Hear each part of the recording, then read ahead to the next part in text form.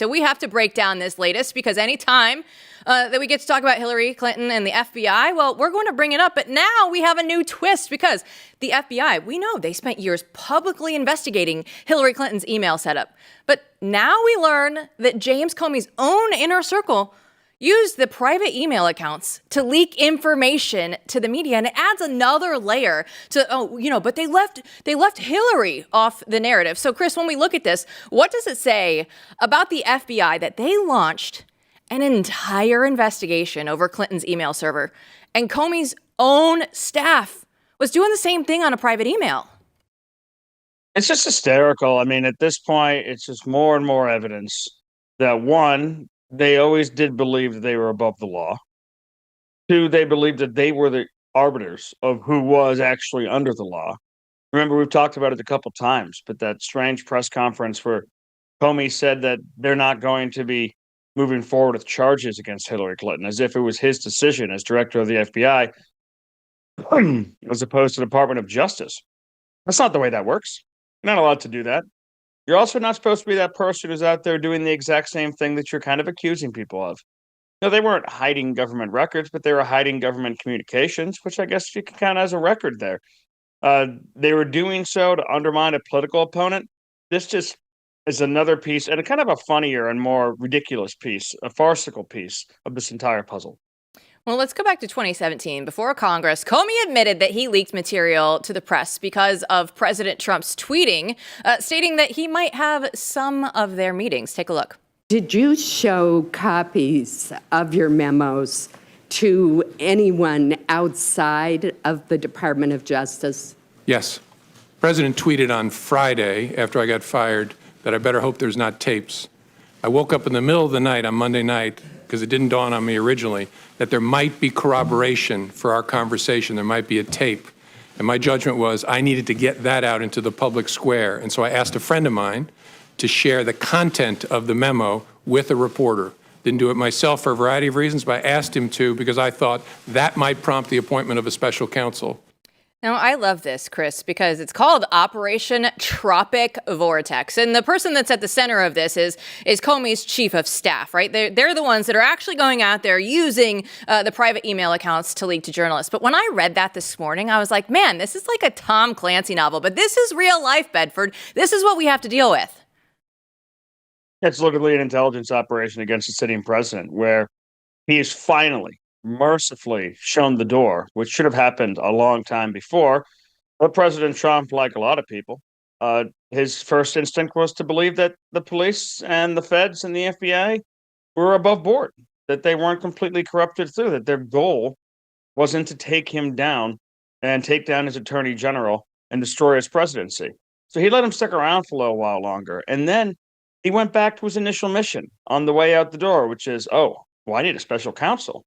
That's what we need to do. Anything we can from inside this government and its intelligence apparatus, whether it's leaking, whether it's sending out classified information, whether it's having a whole bunch of people, as it later turns out, who are charged with leaking. This is their job, in their job description, essentially, to get this out to the press in order to make sure that we can hamstring this administration and try to slow them down in every single thing, try to cause investigations, eventually try to send people to prison over something that we knew from the very beginning was at best suspect and at worst basically just completely fraudulent. And that's the position that Comey and all these other people were in. All these people who portrayed themselves as white knights of the Republic were actually just willing to break any moral rule, break any government rule, break any ethical rule in order to get their politics across the finish line.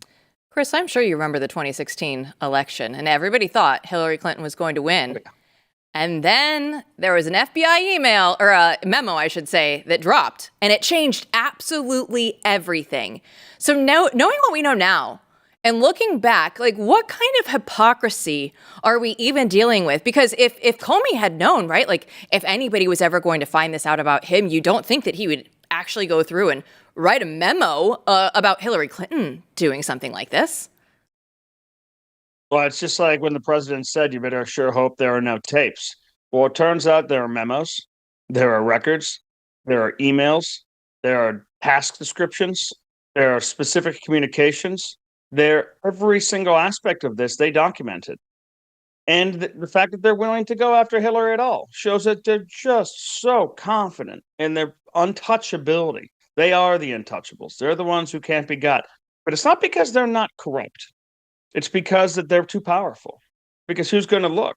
Because in order to take them down, you would threaten discrediting the FBI, the Federal Bureau of Intelligence. You really want to be investigations. You really want to be doing that? And you know what? In the first Trump administration, they had multiple defenders.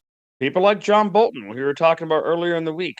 Lots of people were convinced of this line, like, listen, there may be something shady here, but it's not worth the damage to the credibility of the United States federal government and the police agencies, the intelligence apparatus, the investigations, the Department of Justice, the former president, the election, to put that out in the open. It's just an airing of dirty laundry. We don't do that, do we? But it turns out they actually do. They're willing to air all the dirty laundry they possibly can if it's going to put their enemies or political opponents in prison. They just didn't expect anyone to turn around and do it to themselves. And but in doing so, they dragged their own reputation so deeply through the mud. But by the time they were raiding Mar-a-Lago, you had pretty middle of the road Republican senators, law and order Republican senators, immediately out there filming on their back porch, posting on the internet saying, "This is BS. I'm calling it right now. This is a politicized attack," in a way that they never, ever, ever would have done when James Comey was first giving that testimony and people were trusted to believe him. Another thing about this, every week we're learning more and more from primary documents about their actual complicity in all of these events. And you keep on, previously, it started to die down, hearing people from CNN and hearing Democrats saying, listen, the investigations previously, they didn't find all this stuff. What are you talking about? Well, all the investigations had before with people like Comey's word, people like Brennan's word, people like Clapper's word. And guess what? They lied. They didn't tell the whole truth. Now we have the primary documents. Now we can prove that they're in trouble. Chris, you mentioned the FBI and its reputation. We actually have some good news, at least, to say. I don't know if it's good news in the way that it happened, that we had to wait so long. Of course, I'm talking about the whistleblowers. There are 8 FBI whistleblowers that have been reinstated. They went through and exposed bureau corruption.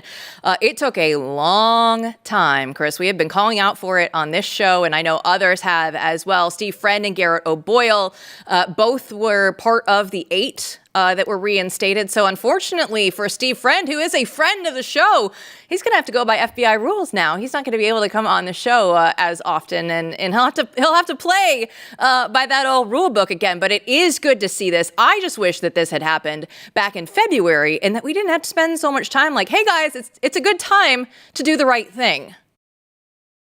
You're right. And Steve Baker and Joe Hanneman over at the Blaze investigation team have done such an excellent job, not just in the deep dives and the investigations, exposing the wrongdoing at the FBI, not just in pouring through the documents and the accusations of serious problems with politicization and corruption at the FBI from these whistleblowers, but in also telling the human story of these people. The houses lost, the marriages strained, the inability to being disallowed from even trying to get a job. Forget about being able to keep a job because you're still technically employed by the FBI, but you're not allowed to draw a paycheck. You're not allowed to work anywhere else. The stains on reputations that these guys went through in a country that allegedly has protections for whistleblowers. Now, we kind of know that that's not true. Anyone who's ever blown the whistle or dealt with whistleblowers knows a lot of whistleblower protections basically just mean you probably won't go to prison, but we're not going to be able to protect you from losing your job or being driven into bankruptcy or having your reputation tarnished. That's a sad reality from a country that really does rely on these people who are willing to come forward and blow that whistle. And so many Democrats, by the way, and partisans who are anti-Trump were willing to come forward from the intelligence apparatus throughout the first term and point the finger and be protected. And they get to go on CNN and they get to go on MSNBC. They get to write in the New York Times. They get to get book deals. They get to run for Congress, some of them, who knows, all under the idea that they are these brave whistleblowers. And it turns out that they were completely full of it. And these guys who were really suffering for telling the truth were correct. I know these things take time. I know you need to be careful. I would rather the Trump administration be careful in righting wrongs than be quick in righting wrongs and make mistakes that can later be undone. So I know that they have to do this carefully. I hope it wasn't just the pressure that we were bringing, but I think that had a lot to do with it that got them to do the right thing. And listen, I'm glad it finally happened. I'm glad for these guys that they're finally back at work. They have their reputations restored. They can draw a paycheck. They can take care of their families. They can do what they always just wanted to do, which was uphold the law in the United States. I'm glad those character issues went away for them as well.